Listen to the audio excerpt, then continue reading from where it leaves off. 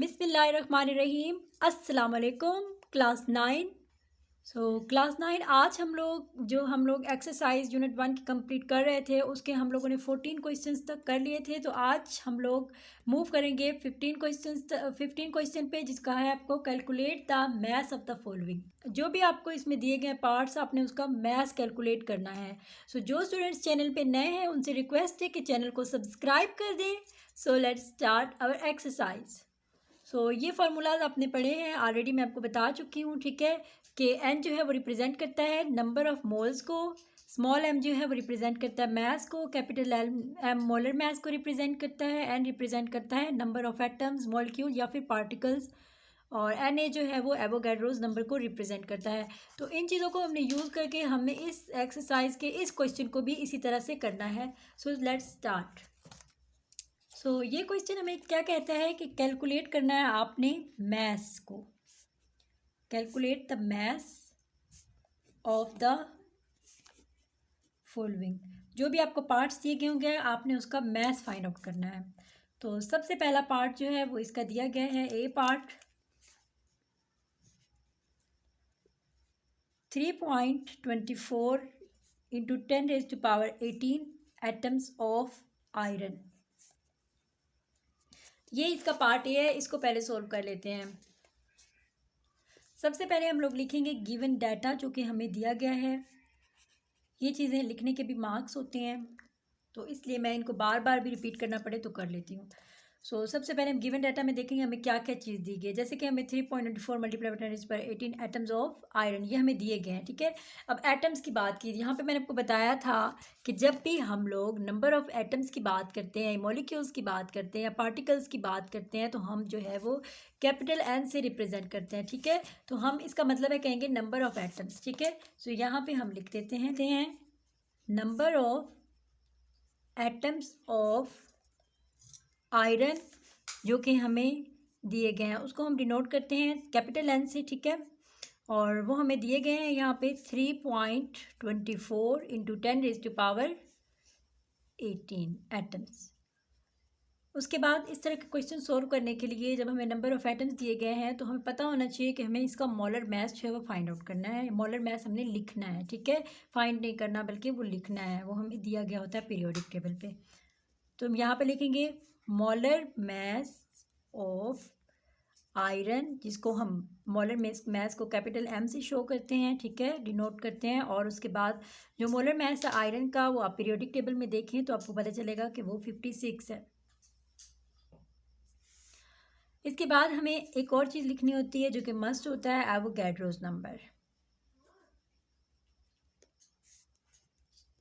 तो Avogadro's number को हम एन ए से शो करते हैं, ठीक है, जो कि हमारे पास वैल्यू फिक्स होती है 6.022 मल्टीप्लाई बाय 10⁻23। अब हमने फाइंड क्या करना है, हमने फाइंड करना है मैस, ठीक है। तो मैस को स्मॉल एम से हम नोट करते हैं। उसके बाद हम लिखेंगे इसका सॉल्यूशन। तो सॉल्यूशन हम किस तरह से लिखेंगे,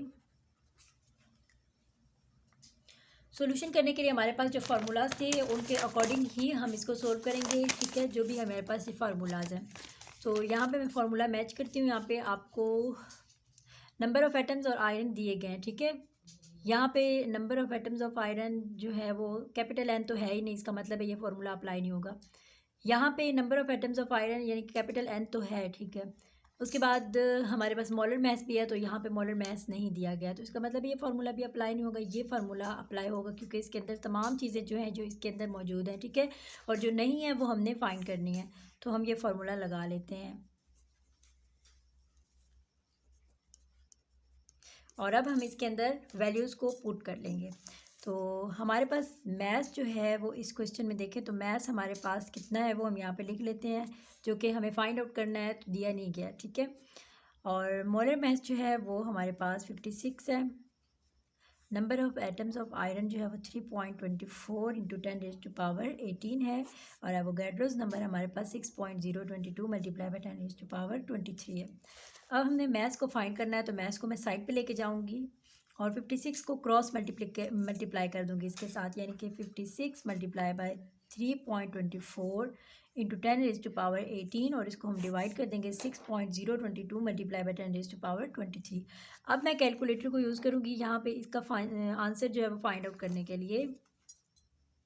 सो 56 multiply by 3.24 into 10⁻18 divided by 6.022 multiply by 10⁻23। तो हमें कैलकुलेटर जो है वो इसका आंसर दे रहा है यहाँ पे 3.01 मल्टीप्लाई बाई 10⁻4 -4 ग्राम। तो ये ग्राम मैंने क्यों लिखा है, क्योंकि जो मैथ का यूनिट होता है वो ग्राम होता है, इसलिए मैंने साथ जी को लिखा है, यानी कि ग्राम। सो अब हम चलते हैं पार्ट बी पे। तो अब हम बी पार्ट को देख लेते हैं, जिसमें हमारे पास 2 into 10⁻19 molecules of nitrogen gas. यहाँ पे स्टूडेंट्स एक इशू आता है, बुक्स के अंदर वैल्यूज़ थोड़ी सी आगे पीछे हो जाती हैं, किसी बुक्स में कोई वैल्यूज़ होती है, किसी बुक में कोई वैल्यू होती है, लेकिन जो मेथड होता है वो एक ही होता है। अगर आप उस मेथड से करेंगे तो आपका कोई भी क्वेश्चन है वो सही हो जाएगा।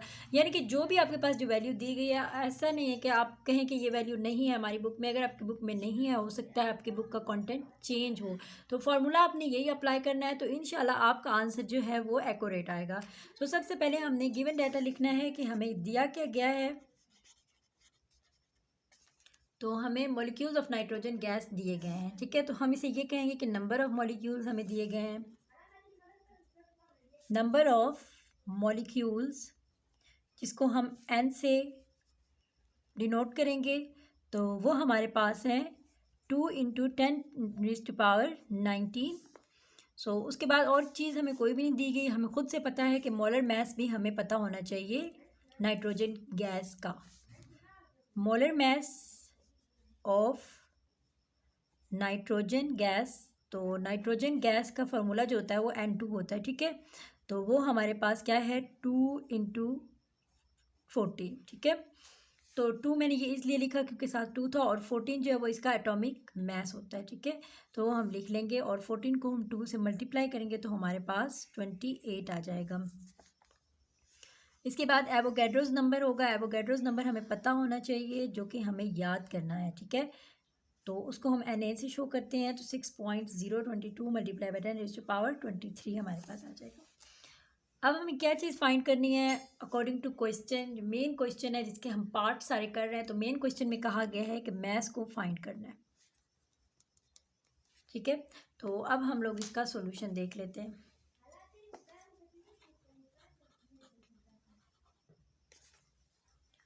तो सॉल्यूशन करने से आपको खुद पता चल रहा है कि हमारे पास कौन सा फार्मूला अप्लाई होगा। जो मैंने फार्मूलाज आपको लिखवाए थे उनमें से ज़्यादातर यही वैल्यूज़ सारी दी गई हैं, और उसमें सिंपल जो है वो मैथ्स आपको नहीं दिया गया, जो कि आपको फाइंड आउट करना है। तो इससे आपको पता चल जाएगा कि यही फार्मूला अप्लाई होगा।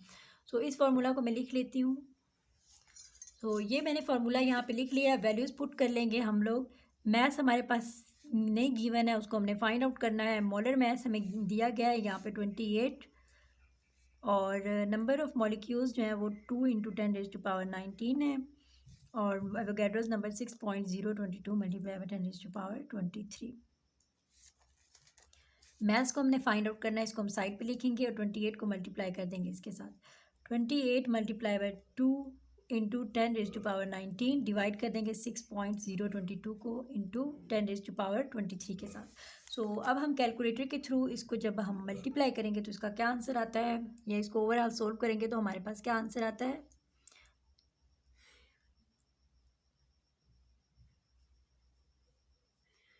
तो मेरे पास इसका आंसर आया है 9.29 इंटू 10⁻⁻4 ग्राम। सो स्टूडेंट्स ये इसका आंसर है। सो अब हम पार्ट सी कर लेते हैं। सो यहाँ पे गिवन डाटा हमें दिया गया है पार्ट सी में 1 multiply by 10⁻25 molecules of water. So water को हम H2O से शो करते हैं, ठीक है। तो यहाँ पे नंबर ऑफ मॉलिक्यूल्स हमें कितने दिए गए हैं 1 इंटू 10⁻25, ठीक है। मॉलिक्यूल्स ही हमें दिए गए हैं।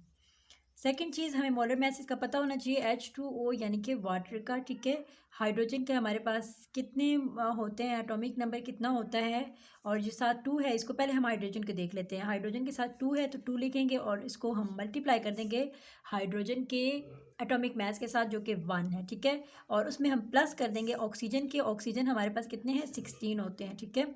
तो 2 1 2 होता है, प्लस कर देंगे 16 के साथ, तो हमारे पास 18 आ जाएगा, ठीक है। उसके बाद एवोगैड्रोस नंबर हमारे पास क्या होता है 6.022 मल्टीप्लाई बाय 10⁻23। उसके बाद मैथ जो है वो हमें फाइंड आउट करना है। यहाँ पे हमें क्या करना है, फार्मूला हम वही अप्लाई करेंगे। आपको फार्मूला पता चल गया होगा कौन सा अप्लाई करेंगे, ऐसा फार्मूला जिसमें ये तमाम चीज़ें दी गई हों। तो अगेन हमारे पास थर्ड फार्मूला यहाँ पे अप्लाई होगा, जो यहाँ पे आपको नज़र आ रहे हैं, ठीक है। सो अब थर्ड फार्मूला मैं यहाँ पे लिख लेती हूँ। अब यहाँ इस फार्मूले के अंदर वैल्यूज़ पुट कर लेते हैं। मोलर मास हमारे पास 18 था और नंबर ऑफ़ मॉलिक्यूल्स जो हमारे पास हैं वो 1 मल्टीप्लाई बाय 10⁻25 है और एवोगैड्रोस नंबर 6.022 इंटू 10⁻23। सो अब हम इसे कैलकुलेटर से सॉल्व करते हैं। तो उससे करने से पहले यहाँ पे 18 जो इसको क्रॉस मल्टीप्लिकेशन करेंगे, 18 को हम इसके साथ मल्टीप्लाई कर देंगे। 18 into 1 into 10⁻23 divided by 6.022 into 10⁻23 sorry यहाँ पे 25 आता है, तो यहाँ पे 23 आता है। अब हम इसे कैलकुलेटर से सोल्व करेंगे तो हमारे पास का आंसर क्या आता है।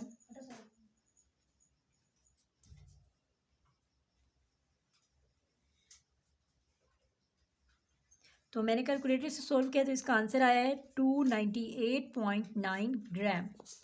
तो अगर आपके वैल्यूज़ थोड़ी आगे पीछे आती हैं तो आपने परेशान नहीं होना। बाज़ औक़ात जो है वो हमें पॉइंट से पहले पहले अगर आपकी वैल्यूज़ सही आती हैं तो ठीक है, ठीक है। अगर पॉइंट से बाद जो है वह जैसे 9 आया, यहाँ पे आपका 8 आ जाता है, कोई और आता है, तो इतना मसला नहीं है, ठीक है। लेकिन पॉइंट से पहले जो है वो सही आनी चाहिए वैल्यूज़।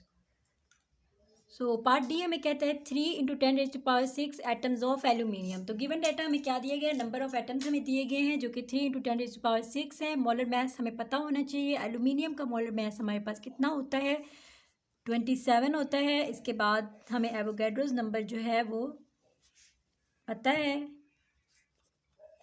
जिसको हम लोग Na से शो करते हैं 6.022 इंटू 10⁻23। अब हमने यहाँ पे फॉर्मूला कौन सा अप्लाई करना है। सबसे पहले हमें पता होना चाहिए हमें क्या चीज़ फाइंड करनी है। क्वेश्चन में बताया गया कि मैथ जो है वो आपने फाइंड आउट करना है, ठीक है।